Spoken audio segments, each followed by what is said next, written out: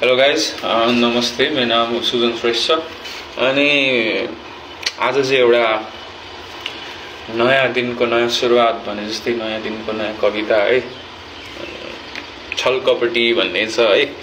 I hope you guys like it है। यसरी सुरुवात हुन्छ। नजाने अर्थात् थाहा छैन जसलाई प्रेम गरिन्छ, त्यस व्यक्तिलाई किन आँखा बन्द भए तापनि विश्वास गरिन्छ।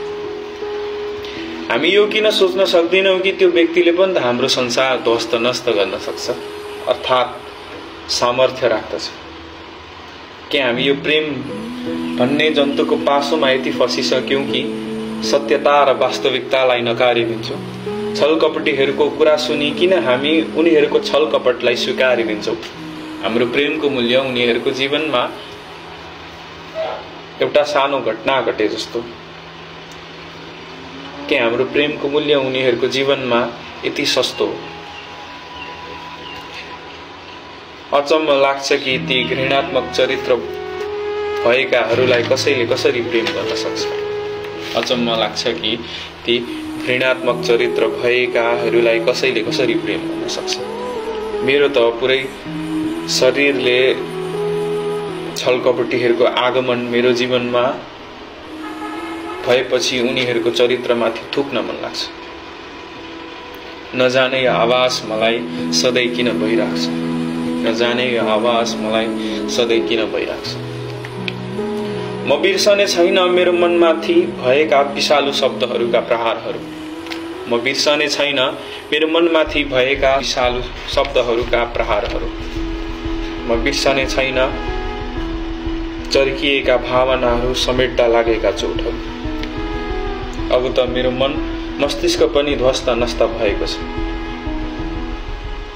कि हामी यो प्रेम भन्ने जन्तुमा यति फसिसक्यौँ कि सत्यता र वास्तविकतालाई नकारिदिन्छौँ। छलकपटीहरूको कुरा सुनि किन हामी उनीहरूको छलकपटलाई स्वीकारिदिन्छौँ।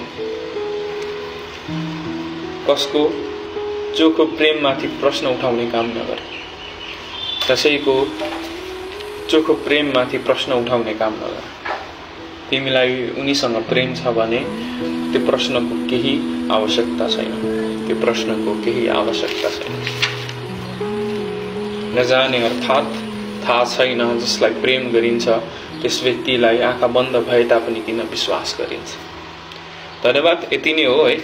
अनि मेरो भन्ने शैली अलिक अब त्यस्तै छ होइन, नभनेको अब न यस्तो भिडियो हालेको त नै भयो नि त। त्यसैले आई होप अब जसरी भने है हजुरहरूलाई मन परेको छ है।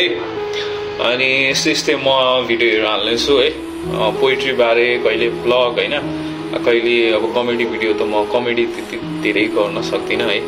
आई होप जति हाल्छु हजुरहरूलाई मनपर्छ भन्ने आशा छ है। अनि नमस्ते। Okay, peace.